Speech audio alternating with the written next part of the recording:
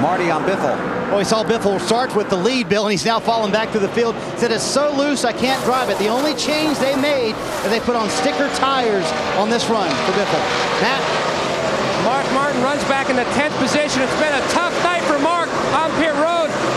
2 stops ago, a very close call with his teammate and the 19 of Jeremy Mayfield and Busch. Now on the last stop, he was not happy when he left pit road, and this is what he said to Pat Tracy. Always behind these crack hogs. All these guys are in my way. I don't know how many times I'm going to have to pass this 0-1. 40 times, I guess.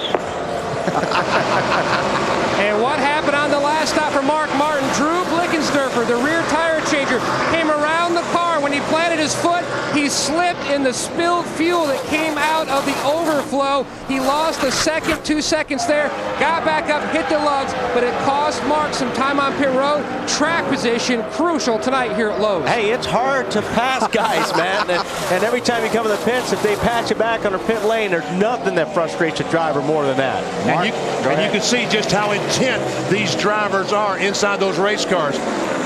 And he is about the most intense. Mark Martin, a dedicated racer. 4 times he's finished second in the championship standings, has never won the title.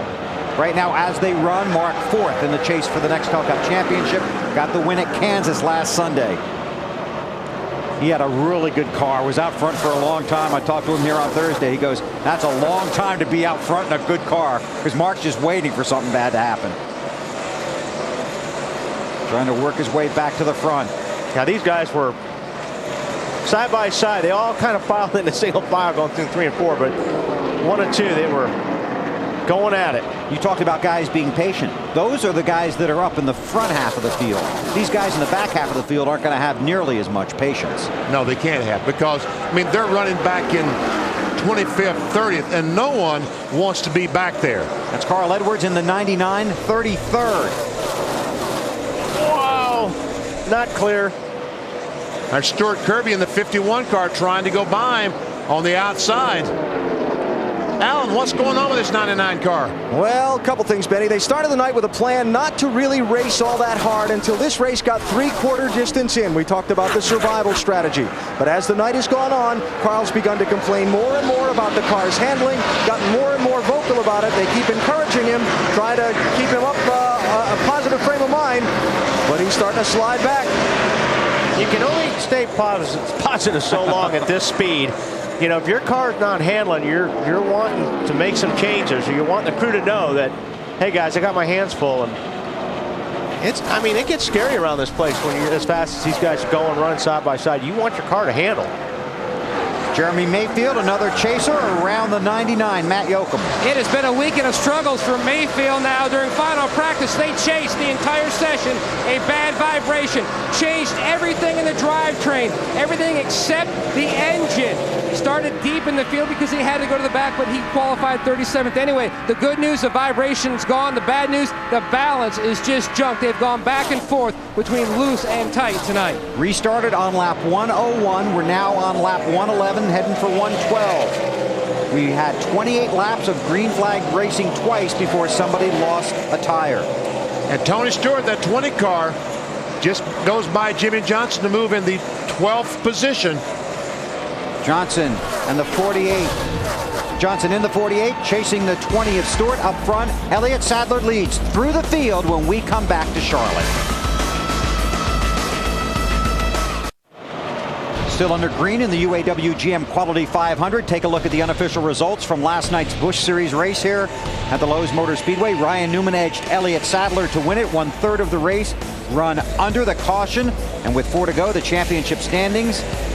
Clint Boyer out early after hitting the wall, came back into the race, but still couldn't make up much ground. Martin Truex Jr. leads by 120 points. Time to go through the field, presented by Speed Pass from Exxon and Mobil. Dave Burns bats lead off. Elliott Sadler's team radioed him about the tires they checked carefully at the last pit stop. They said, we do see a little mark on the right rear tire, but don't worry about it. That was a set of tires you didn't like anyway. They scuffed everything, so they have seen every set of tires on this car already this weekend. Marty? Well, Dave, one of the fastest cars on the racetrack, Jamie McMurray in the 2nd position, scored his only career win right here in his 2nd ever race. Car's very good. They're now now on scuff tires. They were on stickers before, Matt. Big weekend last week. Roush had 4 of the top 5 at the finish. Right now, Kurt Busch, he's the leading Roush car running in 3rd. Sticker tires the last stop. He says the car, though, is horrible. Meanwhile, his brother, Kyle Busch, his car is on the opposite end of the spectrum. He came out on the radio 4 laps ago and said, this thing is beautiful, a little free. We may want to think about tightening it up on the next stop, Dave. Running 5th, Michael Waltrip started the race 32nd, and he raced his way to the front. 4 tire stops every time. Last time, Michael describing the car as excellent. I guess so, Marty. Well, Dave, after saying the car was so loose he couldn't drive it, Greg Biffle says the car has now settled in. He also said it wasn't worth pushing the car very early in the run, has fallen back to 6th in a very comfortable pace right now, Matt. For the 41st time tonight, Mark Martin has finally got back around the 01 of Joe Nemechek. He had a slight blister on the right front when they pulled the tires off on the last stop. Pat Trice said we will free you up on the next stop so we don't have that issue again. AB? Joe Nemechek just called into his crew and said, I'm happy to run 8th. His car handling okay. They have had regular right rear blisters on each pit stop. Marty? Well, Alan, unfortunately, this afternoon, Dave Blaney found out that he will not be in this 07 car in 2006. He lost his ride. He's having a terrific run right now, though. He's in the 9th position. Car's a little bit loose, but they've been fast for most of the afternoon. Alan. Well, Operation Recovery continues for Tony Stewart after the pit stop miscommunication that dropped him back to 35th place. You see Tony has just cracked the top 10, talking earlier in the race about trying to lead the most laps to get those extra championship points. Now I think he'd just like to lead again. Marty?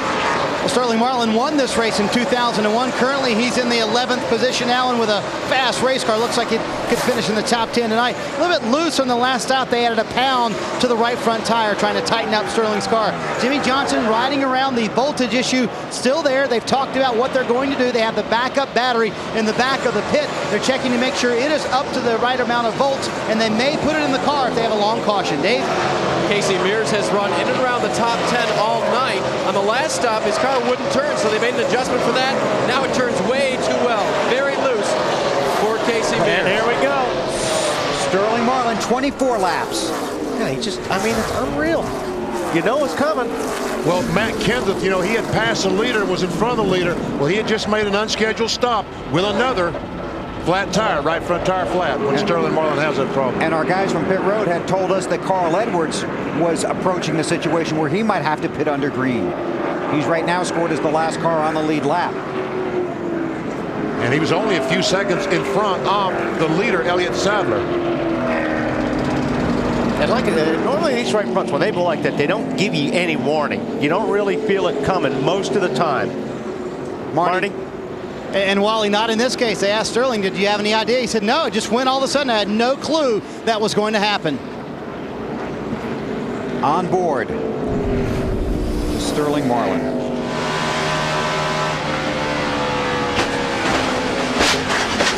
When he was down on the bottom of the racetrack, so he went all the way up the track, and that's where you hit the wall the hardest. We talked about Junior doing it right out the straight, almost on the straightaway, so he didn't have as far to go, but Sterling hit it about as hard as you can hit it. Looks like he is okay. He's driving the car back, beat up as it is. And he did drop the window net, the indication that he is okay. But I tell you what, you keep hitting the wall at 160, 70 miles per hour. One of these days, your wrist's going to get in the way or something. Pit road is closed. What was a hard hit Sterling had at Kansas a few years ago that took him out of contention for the championship. Sterling was running good, too. He was in the top 10 when this happened. In fact, I think, was it Marty that perhaps predicted he was going to have a top 10 finish? Oh, you had to bring that up, didn't you? Well, just wanted Marty to know that we were listening. Transform the way you watch NASCAR. NBC and Sony HD TV proudly present tonight's race in high definition. Pit road still closed. Well, I think they were concerned about Sterling Marlin maybe being on pit road, so that's why they chose not to open it, but it will be open the next time by, and everyone can dash in and get 4 more tires. Because they opened it before, and Bobby Hamilton Jr. was right there in the middle of pit road and fortunately got out of the way. I think I'd throw one in my trunk just for luck. Tire? Yeah. Yeah, but who you going to get to change it out there if it happens? AAA? Not a person. 35 cars on the lead lap, all getting ready to come to pit road. Here's our Team Tylenol safety fact. In the fall of 2001, NASCAR mandated the use of head and neck restraint devices to reduce extreme head motion during crashes and sudden stops. And that has been a tremendous add to the safety features in and around these race cars. And the guys are glad they have it tonight. All right, big parade coming to pit road, led by Elliott Sadler. Matt. Kurt Busch has had a rough chase. Open the weekend saying we just need some luck. He has a good run going now, looking for his best finish here at Lowe's. They're going to make an air pressure change in the right rear and on the left side, Marty, because he says he didn't like the way the car felt early on. Matt, Greg Biffle running in 7th. When he hit pit road, he's going to be in the middle of your screen. He said that was too loose at the beginning of the run. We need to fix that. To wedge and air pressure adjustment for Biffle. Alan. Tony Stewart was so happy with his race car that last run. They will make no changes this time by. Just 4 tires and send him on his way with a full tank. Dave. Leader Elliott Sadler leaves pit lane. 1 turn down on the right rear jack bolt. The car was just a little bit tight at the end of the run. 4 tires for the leader. He leaves as the leader as well. Wow. That was cool. That was. Big race off of pit road. We'll sort it out for you when we come back to Charlotte.